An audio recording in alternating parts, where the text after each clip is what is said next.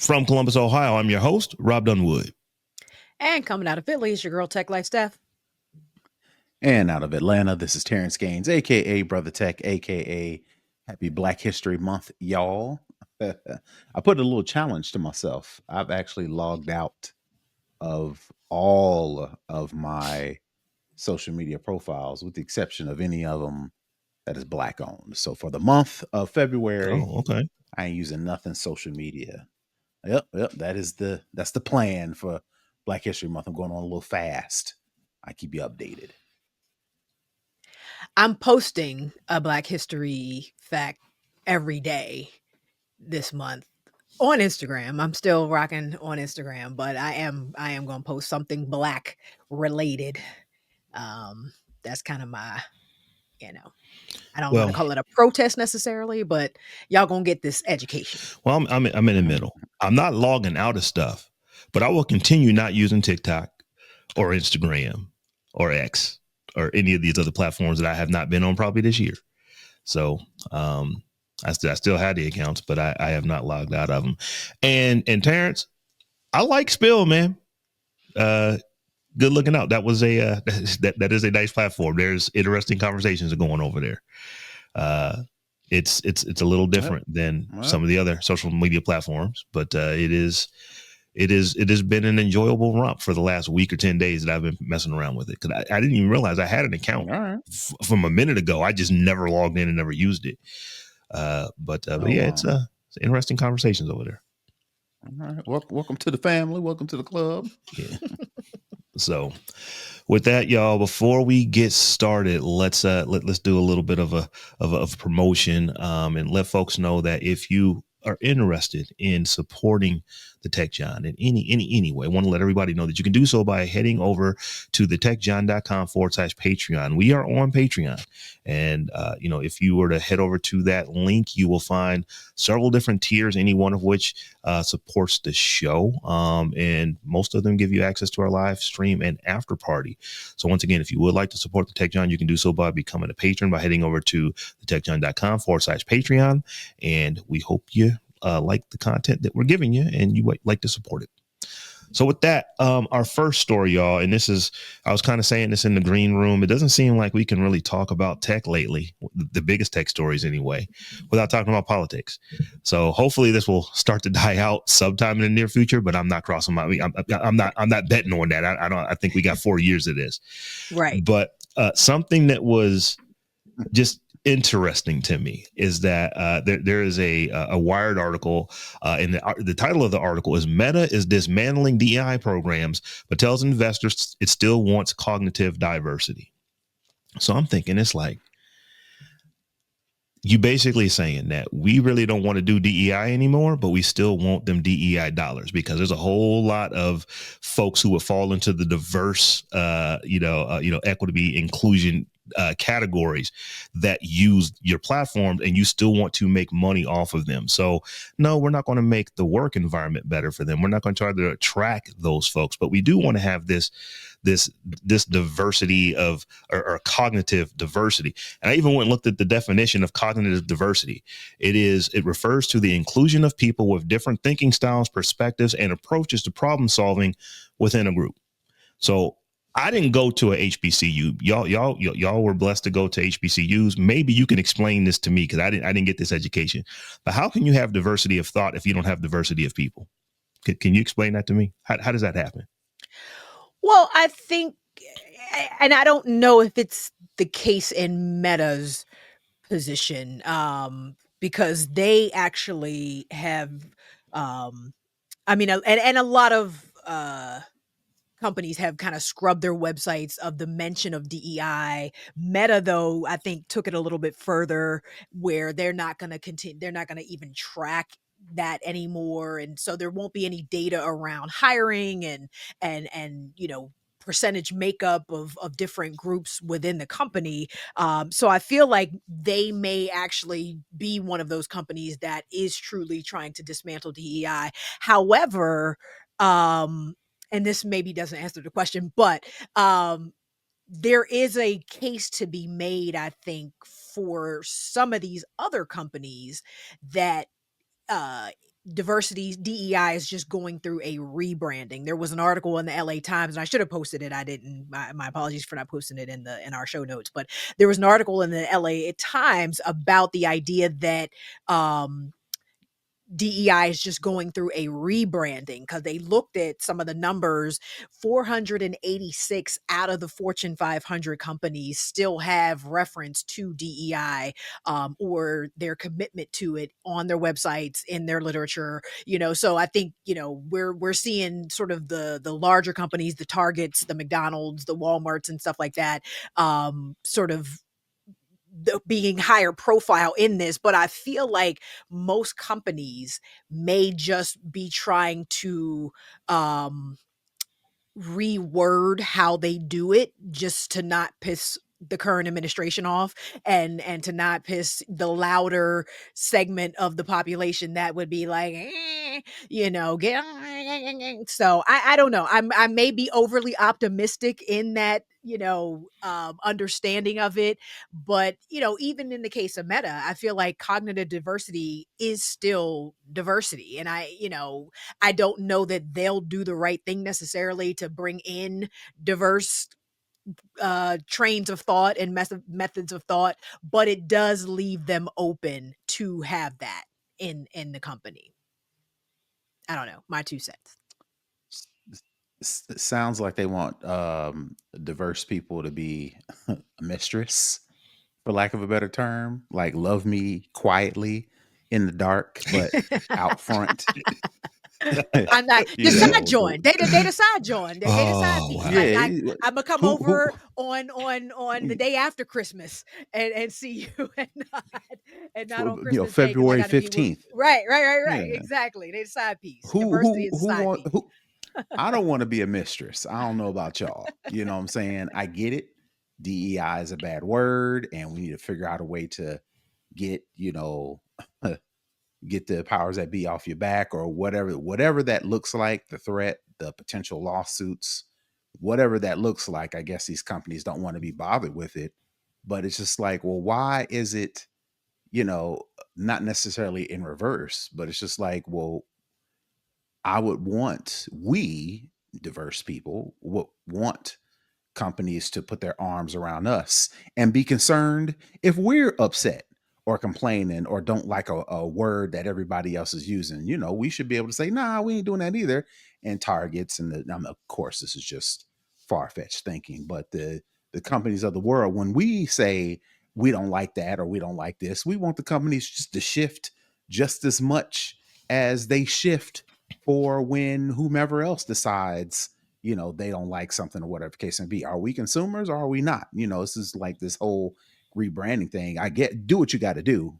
I ain't knocking it, but if you got to rebrand DEI, but this is like, who wants to be loved in the dark, for lack of a better term? So I would say that if it were just black folks, because that's what a lot of folks want to make you think DEI is, you giving black folks something. If it was just black folks, then I could understand why you would say, well, I just don't care. That's only 1.8, $1.9 trillion of buying power. That's only 10, 11% of the population. So we're just not going to worry about them. But when you talk about DEI and you think about who that goes to first, it's white women, number one. Then it's Latino people, number two. Then it is, I believe it is, I don't have the numbers right in front of me, but I want to say that after Latinos, then it would be maybe disabled veterans or LGBTQ plus would be number, so one of those two is 3 and 4. And then you have, like indigenous folk. It's basically like when on the list of folks who DEI helps out, African Americans are right there at the bottom or second from the bottom, depending on which statistics you look at. So from that standpoint, it's like, okay, well, wait a minute. If DEI is helping all of those folks, are you taking a risk of upsetting all of these people that DEI helps? Or is it really just DEI? If DEI in some places is, if you're not a white man, then you're a DEI hire. That is kind of the going, the prevailing thought at this point. And I'm just, like I said, cognitive cognitive diversity, okay, that's cool. But if you don't have people that are diverse, if you're not actively trying to get them, how are you going to get the diverse thought? I don't understand how that works. So I just thought this was like I interesting said, to me. I still think you can make a case for cognitive diversity just being diversity.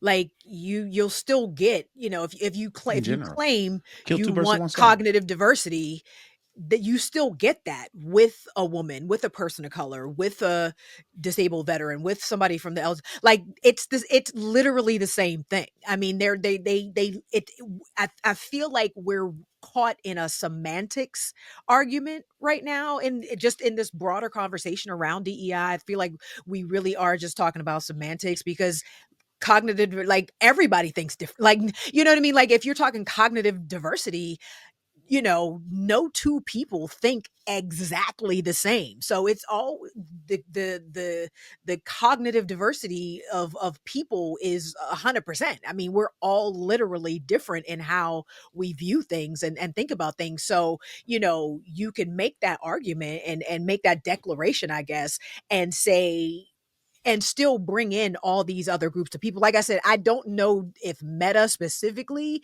is willing to do this, because it looked like Mark Zuckerberg done went full MAGA at this point. So I don't know if he wants to do that, but I think other companies that might be looking for some sort of workaround or some sort of way, to your point, Terrance, to avoid lawsuits and backlash and all of that. Like, cognitive diversity is diversity, and at the end of the day, you know I thought we was living in America. Like, this is a capitalist society, and you've made this point, many times before, Rob. Like, diverse companies make more money. And so Yes, the ma'am. idea that you would deliberately deny your shareholders the value they could have because you don't want to put DEI in your mission statement is insane to me. Like, we've literally then just kind of changed fundamentally what America was founded on, and I just don't necessarily see that happening at scale. I'll put it that way, at scale. So I don't know. I wonder if progressive ideas just need to hire a really good PR and marketing firm to come up with better terms for stuff. Because I'm being a little bit pedantic. I'm asking a question in a way that I wanted to strike the conversation that we're having. I get everything that both of you are saying, but I just think that sometimes, like, that's the title that you get. And really, the words have meaning. They mean what they mean, and we've basically hijacked them and made them mean something else. And that maybe that's where the problem lies. And But unfortunately, racists are always going to think the worst of anything if they think that Black people are getting a benefit over them. So you could call it whatever you want to call it, because if cognitive diversity, if the numbers, once we've switched to cognitive diversity, still show that Black folks is getting hired, somebody's still gonna have a problem with that. So I think, I think they're trying to figure out a way to be diverse with language that covers all the bases. we just want to Basically, hire no the matter best what. people to make the most amount of money. So Straight do capitalism. We want to hire the best people to make the most amount of money. But are they doing that though? So yeah. the capitalist thing is it's a good blanket term to say, and it makes perfect sense. But we have shown, well, maybe they ain't watched Tech Jawn, right? But we've said, Robb has said time and time again how companies make more money when they're diverse. And if shareholders, all we care about, people who, hold major shares in companies, if that's all they're concerned about is the stock price, and if 1+1 makes 2, then companies should be all out with open arms, the Dave Chappelle, Rick James meme. They all should be welcoming diversity, but they ain't. So to me, it sounds like something else is going on in addition to, on top of, in lockstep with right. capitalism. I don't know what that word is, but I'm pretty sure somebody else can figure it out for me. Oh, racism is powerful, man. Racism will make people do things that are against their own interests Listen, white regularly. supremacy is a hell of a drug. You ain't White never lied. supremacy is a hell of a drug. So yes, companies will tell you when we have diverse hiring practices, and like I think that a lot of people think that when you say diverse, that just simply means that, oh, you're just going to not hire the most qualified person. And that's not what it means. It means that we have figured out that if we don't have very many Black people that work here, and we don't really do that well in the African American community. So let's try this. Maybe if we got some Black folks that worked here, the best that we can find, maybe we could actually do better in communities because they actually know their community, and maybe we can make some inroads there or something like that. I think that that's what really a lot of, DEI is supposed to do. But we have, like I said, it's been hijacked, and nope, you're just hiring you're just hiring a person based off a quota, or you're not going to get the most qualified person. And I'll leave it with this because I really do want somebody to answer me this question. And maybe that, I think that may be because the companies that had claimed to want DEI, some of them hadn't done the work to find the most qualified candidate necessarily. They had a number they wanted to reach. We need 2% of our workforce to be Black, so let's just go find some Black people, and Mm-hmm. that was that. And I think and don't get me wrong, I feel like black folks, like all of us know, we gotta be twice as hard and be twice as good to get half as far, and that whole thing. However, I do feel like that could have been the case. This is just me playing devil's advocate. I think a lot of people, and again, some white people just ain't gonna think Black people are qualified to do anything, and you're not gonna change their mind. So you got those people, but you also have, and I was having a conversation with a friend of mine who is in DEI recently, and they even kind of conceded that it got to a point where it just wasn't being done effectively, efficiently, right. DEI was not being done right in some of these companies, because you sort of had, the market got flooded with a bunch of people that claimed to be DEI experts, because there was a point where you didn't need ain't no DEI degree, you know what I mean? Like, and you had a lot of people who were going to weekend courses, getting certified, quote unquote, in DEI, then trying to go back in and get this bag as consultants when they used to be something completely different. But, on the other hand, you have true industrial psychologists who do this, and HR professionals and stuff like that who do this, and things got muddy. The waters got very muddied, I think, for a little while. And it kind of blew up, and we're looking at the backlash of that right now. I have actually heard somebody say, sounds like, Stephanie. What it sounds like? Too much work. Too much work. You might be right, because like, I actually heard somebody say this, and it makes a whole lot of sense. If you are a company that is, saying, what, if we're more diverse, we might make more money, and you're doing your diversity not because of that, but you're doing it because it's just, you think it's going to take your company to the next space that you're trying to get your company to, then you might actually have some lasting effect. If you, on the other hand, are doing diversity because it's a trend, basically something happened in the world that makes companies look bad, and now you're, we need to be diverse too. That is basically, you're building that house on sand, because you was never about it in the first place. You were only about it because everybody else was about it, and it was a trend. As compared to when you think about a Costco's like, no, we have no intention on giving up our diversity, because when we started implementing it well before George Floyd, years ago, decades ago, that they've been working on it, it shows that it builds a better company, and we make money hand over fist this way. So I think that's probably a big part of it. Is like, why were you putting diversity programs in place? Was it because you were reacting to something that happened, or are you actually saying this is going to take our company to the next area that we're trying to be in? Right. So y'all, we'll see.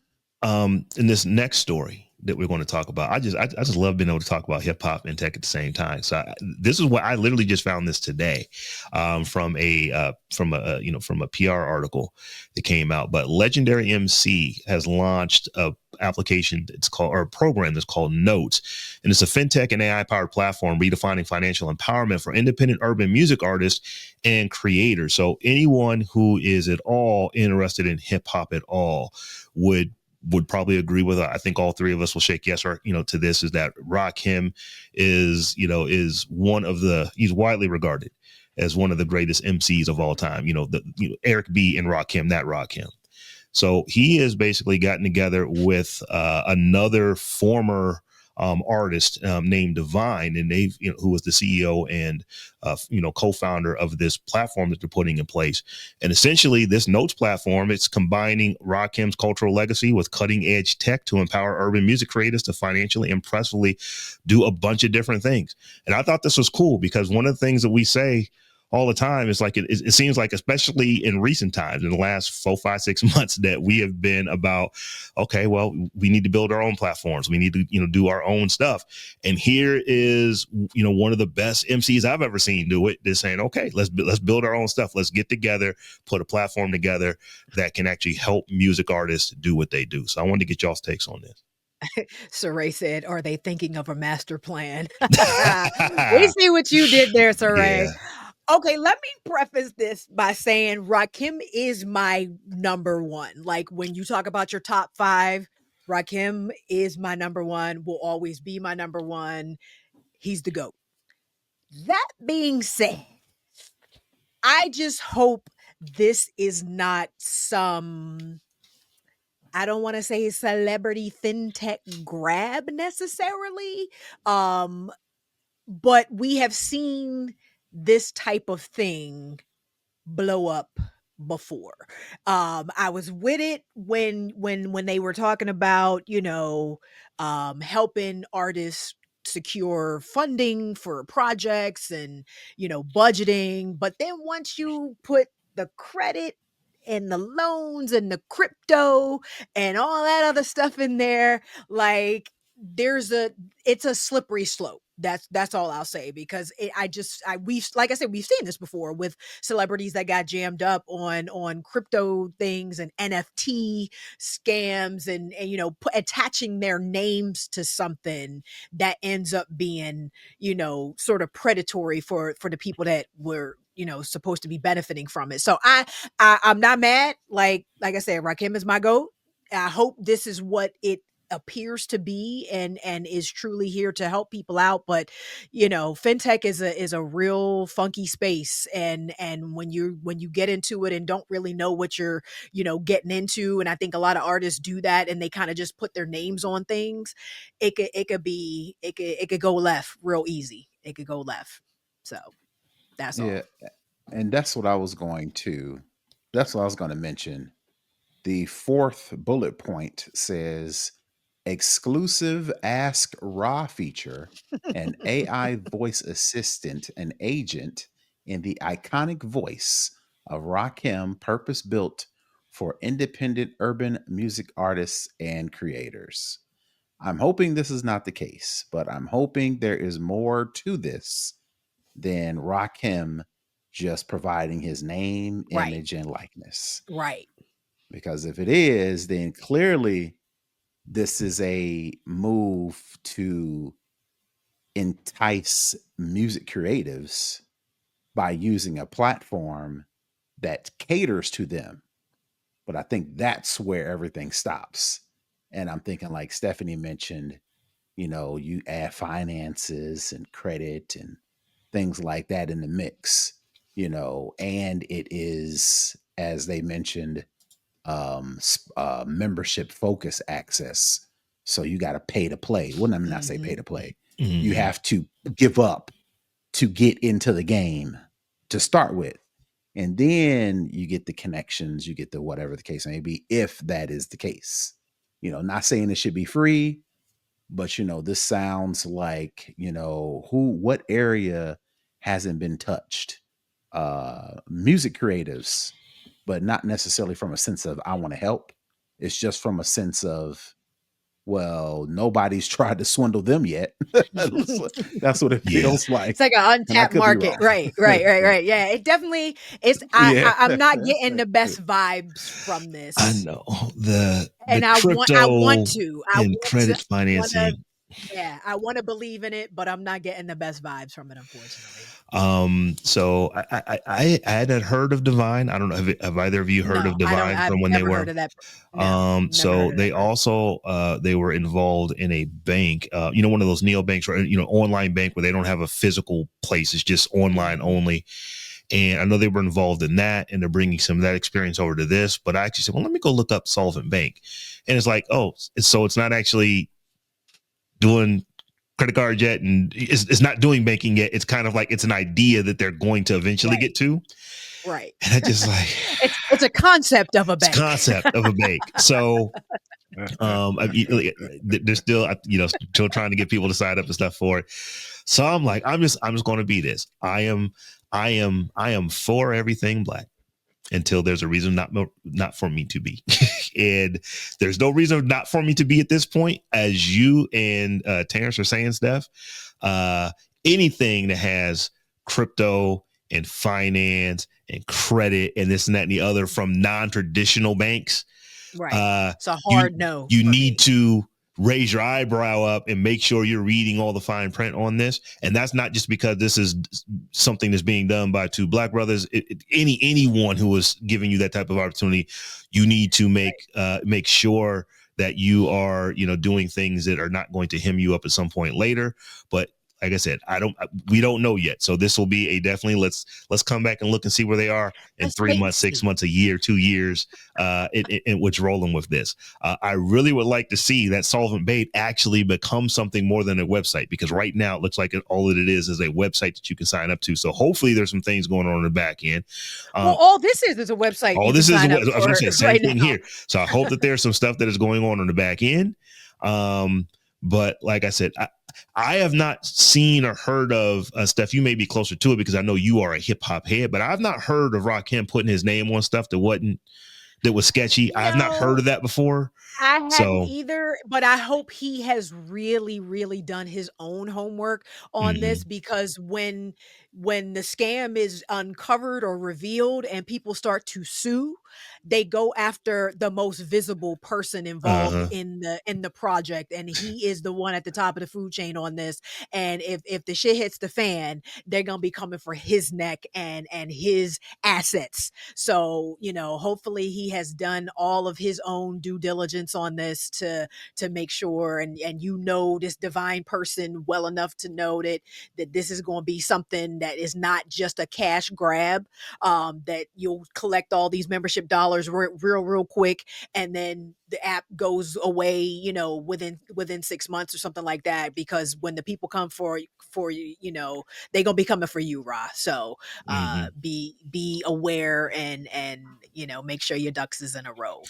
But I would imagine someone like Rakim, who has been in the industry for as long as he has been in it, he's seen some things. He probably knows what a bad contract looks like. He probably, make sure you got your publishing, make sure you got your masters. Right. He probably could give you some good advice on that. So I would be interested to see the AI part. It's gimmicky that it's going to be using Rakim's voice, because we know that this is not Rakim saying this. But what data are they training this off of? If you go in there and you ask some questions, if the training data is good, you might get some good answers from it. So I just, I want to see where this goes. And like I said, I want to support Black businesses, and they're not really even touting that this is a Black owned business. It's just, the co-founders of the business happen to be Black. That makes it a Black owned business, but they're not really hanging their hat on that. From the press release and from, I think, another article that I read over on People of Color in Tech, it sounds like what they're really trying to do is help artists who they just don't know where to go. They don't know who to ask, so they ask the wrong people, and then they end up getting hemmed up because they've signed something away they shouldn't have signed away. They didn't understand the contract. They didn't understand what the points were going to be, all that kind of stuff. And this looks like that might be able to help you navigate through that, or potentially even get to the right manager. And if they were just doing that, people would probably pay for that, Yeah. just to have that kind of access to this level of artist, and be able to maybe do like mastermind groups or office hours or something like that, and then maybe you can start folding in that other stuff kind of later on. But to start out with the platform being a fintech platform and offering, you know, credit cards and Well, loans to and be crypto, clear, like, those are future plans, expansion into business banking, P2P payments, cryptocurrency, and more.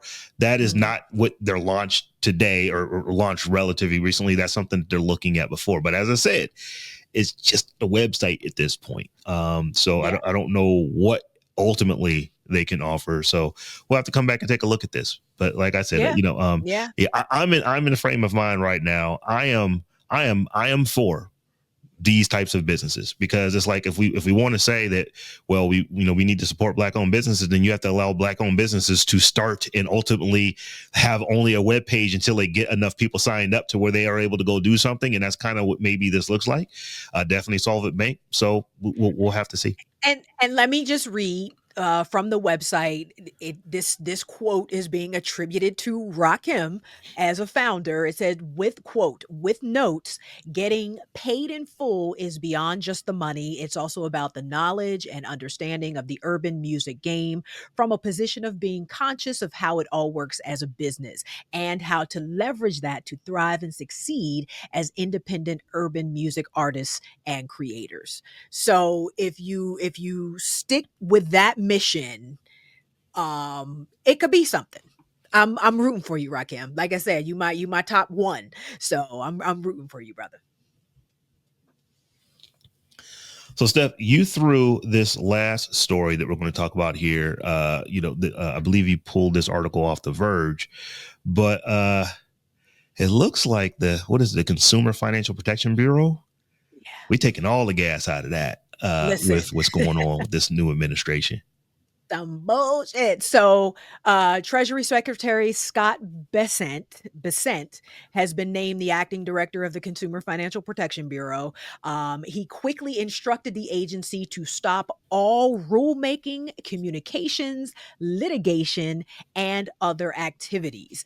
And, that is important because just at the end of last year, the CFPB, Consumer Financial Protection Bureau, had actually started to put a rule in place that data brokers, if they were going to sell your personal information, so sensitive information would include credit history and things like that. If they're going to sell that type of information, they would have to undergo the same type of scrutiny as credit bureaus, Mm-hmm. which have to be uh regulated through. I'm looking. I thought I wrote this down. Hold on. Place strict guidelines on data brokers that can sell credit or debt info. And I'm trying to see what that law was. Oh, okay, yeah. So credit agencies right now, because they have your social security number and your credit history, your debt history, credit bureaus are required to comply with what is called the Fair Credit Reporting Act. And this is a law that limits how these agencies, how credit bureaus and other agencies like them, banks and stuff like that, can obtain and use the information provided in consumer reports. In other words, so this law, this new update, would have required data brokers who used your credit information and your sensitive information in this way to also be compliant with this Fair Credit Reporting Act. But now that this new guy is in the CFPB, all of that's out the window.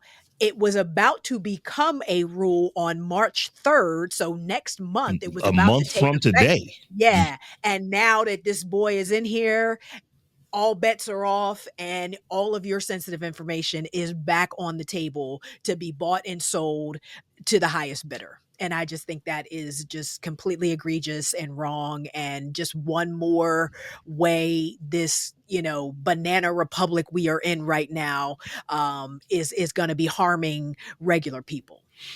I don't know if it's too soon to start referring to Elon Musk by his proper title as Emperor of the United States, but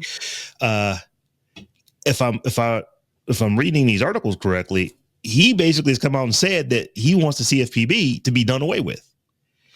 And I'm also, if I'm reading these articles correctly, did he not just basically do a grab of data from the federal government that is like highly classified and contains, I don't know, social security numbers and payment information, all this kind of stuff for millions and millions and millions and millions of people?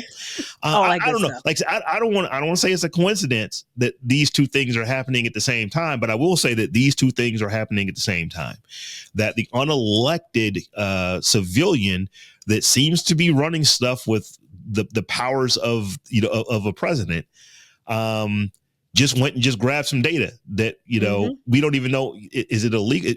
Is it illegal? We don't even know, because we never assumed anything like this would happen. But he would just grab some data, and now you actually have the organization that, the part of government that would actually go look and say, hey, if you have this kind of data, you can't do these kind of things with it unless you do this and do this and do the other. And another person that is part of this administration says, nah, we pausing all of that. Does Elon Musk even have security clearance at this point? Doesn't matter. He's got the data. Clearly it doesn't, but I'm just like, how I don't need I can't even it's just yuck. Yuck. I hear what a lot of folks are saying about this. Oh, well, he can't do this and he can't do this. And it's like, you're talking about what he can't do, but he's already done. It's already happened. It's not about whether or not he can or not. It's like, I think at one point, didn't Trump in his first term say that he can wave his hand over documents and say they're unclassified? Maybe he did that. Maybe he said he you know what? I'm just waving my hand towards this building, Elon. You can go get everything they got. Just tell you. So we probably should tell the entire story. So there's another article out where it's talking about this stuff, and what Elon's team has done is that it's being run by like 19 to 24-year-old young men. I think it's 6 or 7 young men. The oldest 24, right. The youngest 19, still in college, are the ones who are responsible for installing unvetted servers in the federal government and pulling all kinds of data from the government. It's kind of crazy. Like I said, hopefully we will get to a point soon where we can start having conversations about tech without having to talk about politics at the same time. But that's not today. That's not where we are. But this one really, Terrance, I want to, if you have any, thoughts on it, I want to get yours. It's really interesting to me. This is like, we have this CFPB office and the person is running it saying, I want y'all to stop working. Don't do nothing no more. Right. If I were in that office, I would absolutely be shining up my resume and putting it on LinkedIn or wherever else I could, because it doesn't sound like those jobs are long for those folks. I hope nobody's surprised. We've seen what has happened since Trump's been elected in office.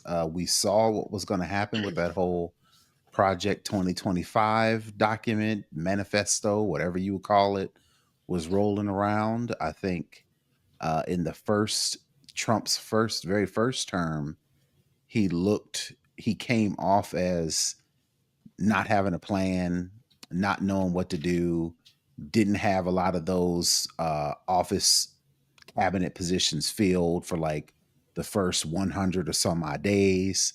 So they got on him for all those things. And Trump was like, all right, you know what? What we're not going to do is my first however many first 100 days, I think that's how they kind of rate the presidents. This first 100 days, the second go round, what y'all not going to be able to say is I ain't do nothing in office. So unfortunately, the Republicans have all the major houses for the most part, if not a slim majority, if not a handsome majority. So, this is what we get. This is what we're going to get for the next 4 years. Unfortunately, as it relates to technology, our data is even going to be even less secure. So hopefully this is motivation for us to be more concerned about where our information goes, because no place is safe. Equifax, TransUnion, and what's the third one? We can never TransUnion, Equifax, And I was just looking at them Really today. just them 2 at this point. There's 3, and no one can There's ever just the remember the 3, name of the yeah. third one, just like we Yeah. can't right now. Equifax, TransUnion, and the third one. They're getting their data hacked. So I don't know what protections we think we've got going forward. Yeah, I'm just wondering, like, is anybody out there, like, I don't wanna say brave enough necessarily, but, like, you know, if you're sitting there in one of these offices, working for one of these agencies, these government agencies right now, can you be the maybe not Edward Snowden necessarily, but the person that is like, let me put some multi-factor authentication on this data so they can't get it and keep the key to myself, or let me be that subversive rebel that is going to do what I can to save that I don't know. I mean, and I can't you can't ask anybody to put their livelihood and possibly their life on the line. Mhm. However, like, aren't enough people angry enough about this? Like, I just don't get it. No, I just don't get it. this is what America voted for. This is literally what we had. Now, when I don't say we, I don't mean the 3 of us, but I mean this is what the government said that the people said that it wanted from its government. If anything, at this point, it's like you can't say, we haven't heard about all the lies that Trump tells because he ain't really been telling any lies lately. He's been doing the stuff that he said he would do. But this is what the people said they wanted. So this is what we get. Now, I will say this. There's that, there's that saying that has been turned into a song. I didn't know the leopard would eat my face. Yeah. So there's a lot of folks saying that. Shout out to Francesca Ramsey. Yeah, who put it to music and did it with a choir. I just watched that the other day.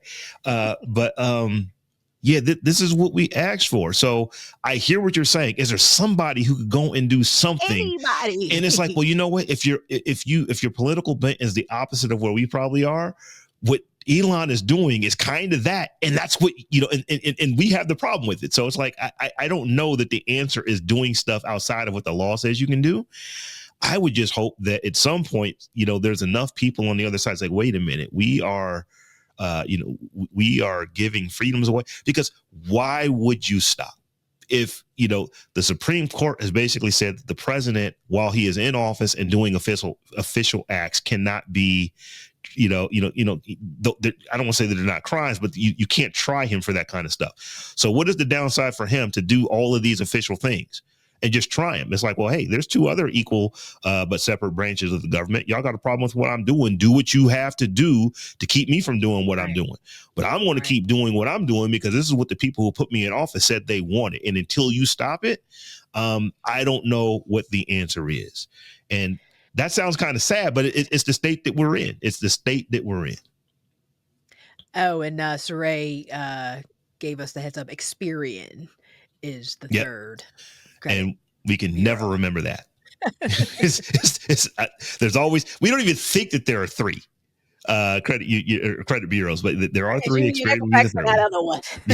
So that is the other one.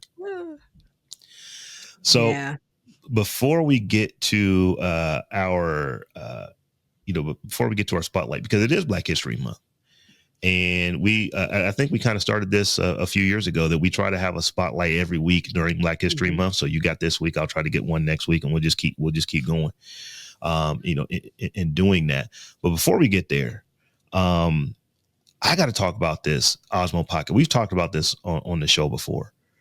I know this thing is darn near a year old. Steph, you just got one. I just got one. The Osmo Pocket 3 is basically the little the king size Snicker bar size video camera with a built-in 3-axis gimbal. But this joker is I have made more video in the last month, 5 weeks, than I have probably in the last 5 to 10 years, because it's so easy to do. It is literally as easy as pulling your cell phone out and doing video, and it's so small, you just have it with you. I literally put it in my pocket and it just goes where I go. And anytime, oh, that's a cool video, let me just pop it out and use it. So if anybody is on this array, I know you're listening. I saw a video today, but I forgot to actually, I was watching it on TV and it just like went away and then I couldn't get back to it because I was doing something else. But it was a video for the DJI Osmo Pocket 3 where someone has come out with a set of lenses for it. So there's like a wide angle lens that you can buy, a macro lens, and I think it was like a ND filter. But this little camera, 1-inch sensor, it is the camera that I was using on this show as my main as my A cam for the first darn near 2.5 years, 3 years that we were doing the show, and I just recently switched not too long ago to a little bit of a better camera. But it also has a 1-inch sensor, and it looks as good as what the three of us are looking right now. This Osmo Pocket is on point. So, like I said, I know we don't really do like tech picks on here, but it's like, man, it's just like I keep using this thing, and it's just so good. I almost wish I would have got it when it came out last year, early last year, as compared to waiting all the way to the end of last year to pick one up. I like it too. Yeah. So with that being said, Tech Life Steph, why don't you go ahead and tell folks about the person we're spotlighting today, George Robert.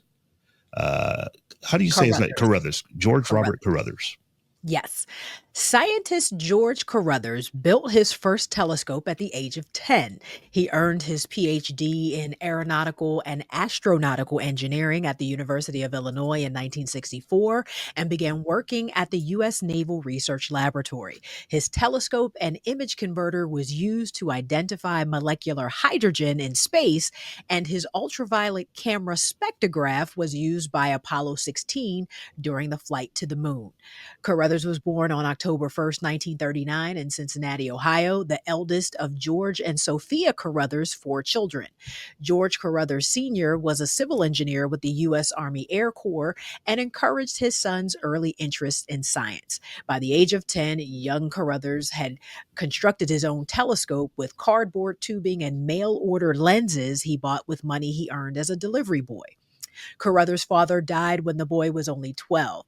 After his death, the family moved to Chicago, where Sophia went to work for the U.S. Postal Service.